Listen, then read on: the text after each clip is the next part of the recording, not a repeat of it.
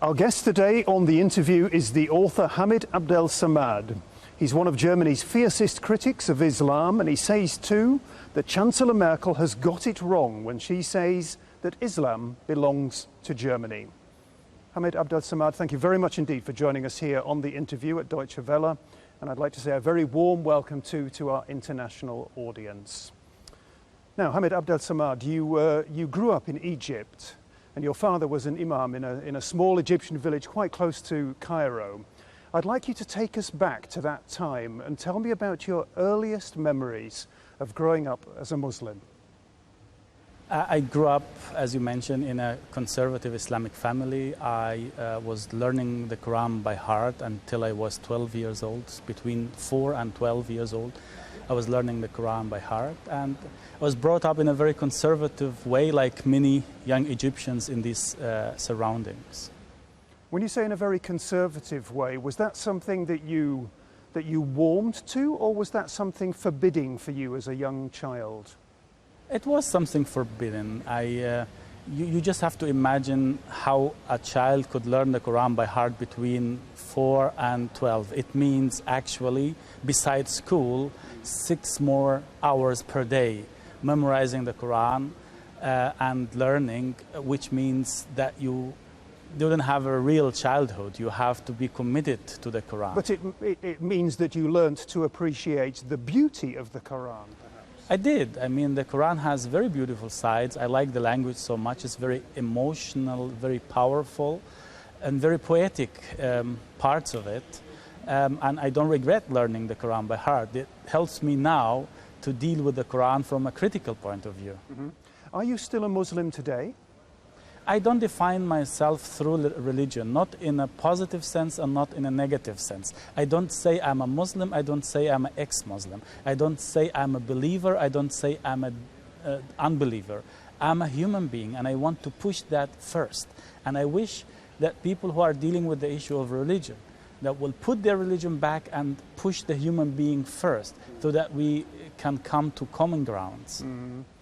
You're sounding very relaxed as you talk about your belief there, but I'm a little bit surprised because I know that a fatwa was issued calling for your death in Egypt, and you have been living under police protection. Are you still living under police protection? Yes. I mean, I have to be relaxed, otherwise I cannot work, I cannot think, I cannot write. I know that there are plenty of crazy people out there who maybe want to see me dead. But I try to imagine the world to be a rational world, and I try to address... But it's not a rational world. It's not, but as a writer, I have to take care. If I will allow fear to come in, I have to modify every sentence I write. And I live from the freedom. I left Egypt to live in freedom. I left Egypt to say what I think freely. And I don't want those powers from the Middle Ages to hunt me, even in Europe or the United States, and try to silence me. I refuse this logic. Therefore, I try to act naive and think that everyone is rational, and I'm writing these books to rational people. Okay, and the people who may or may not be hunting you, as you put it, the reason is because you have been a very controversial figure in their eyes. You've made some very controversial statements about Islam. You've written a number of books about Islam. The latest, which is now being published, is called, it's difficult to translate the German title, but I'm going to say The Case Against Muhammad. Yes, I like this. I mean, okay, you have a translation for the title. I've been searching indeed for an English translation, and I didn't know how to put it. I was thinking of The Trial of Muhammad, but you put it in a more general way, The Case Against Muhammad. Good. I love that. We have a title for the book. And I mean, another of your books prior to that was Islamic Fascism. That's very emotive. You will understand that, yeah? What exactly is the problem that you have with Muhammad? Is it that he was a man of religion and a warrior? The problem, I don't have a personal problem with Muhammad. The problem You've written a whole book about your problem with Muhammad. Yes.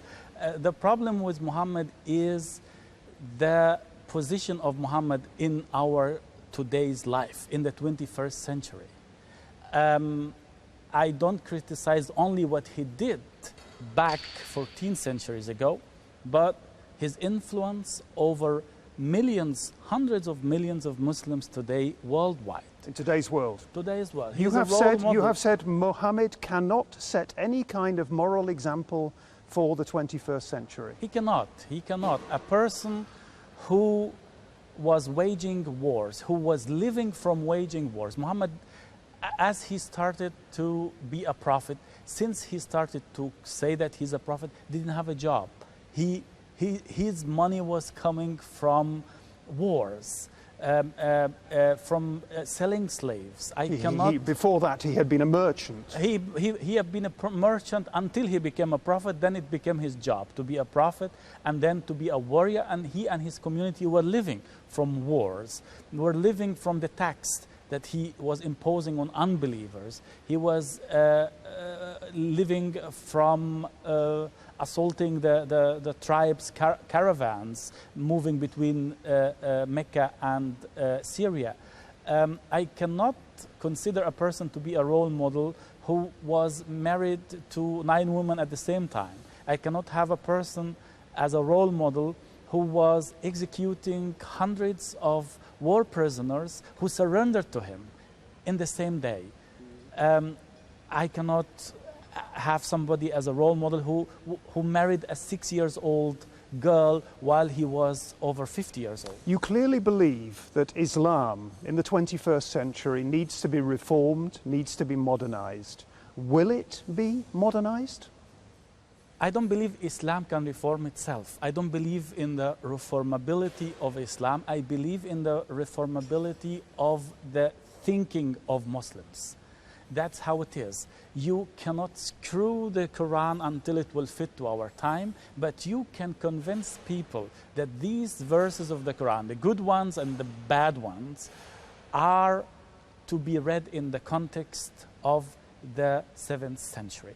Before doing that, we have to forget the idea that Quran is the last word of God sent to the human beings. This is the serious problem of the Quran, not what is written in the Quran, but the position of the Quran in our today's society. Just like Muhammad, is not what he said or did back then, but the power he is having today as a role model. And if we can put those 2 things aside, Muhammad and the Quran, to bury them back into the age they belong to, then we can talk about the reformability of thinking. Then we can interpret the verses in a modern way. But as long as they are from God, who am I, who are you, to come and screw and correct God?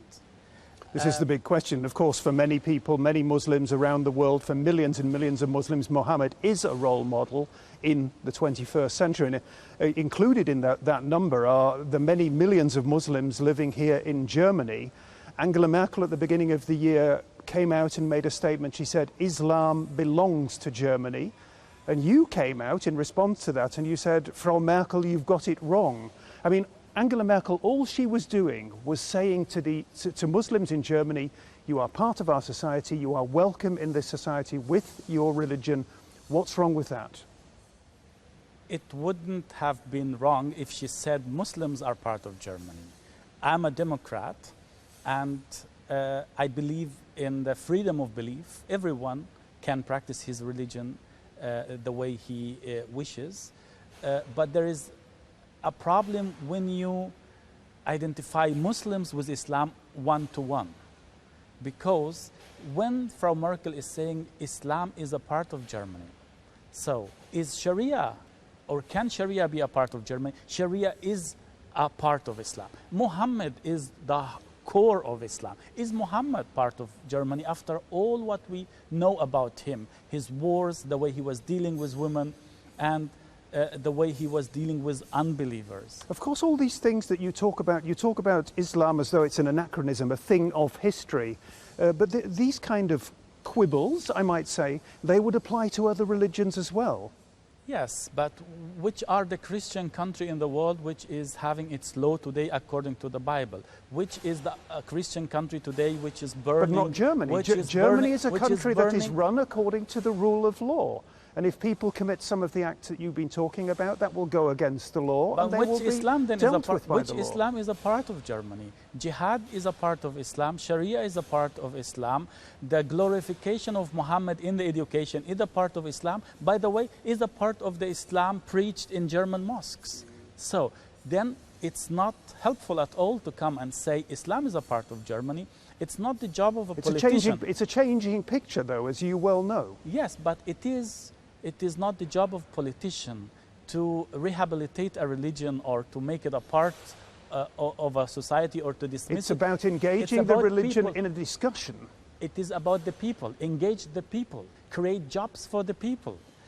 Create a better education for Muslims in Germany. But don't say Islam is a part of Germany, because nobody profits from that more than the conservative Muslim organizations who will come and say, okay, then I want to be just like the German churches. I want taxes from the state. I want to have influence over the media. I want to have influence over the education. And then you are selling the secular state to the conservatives.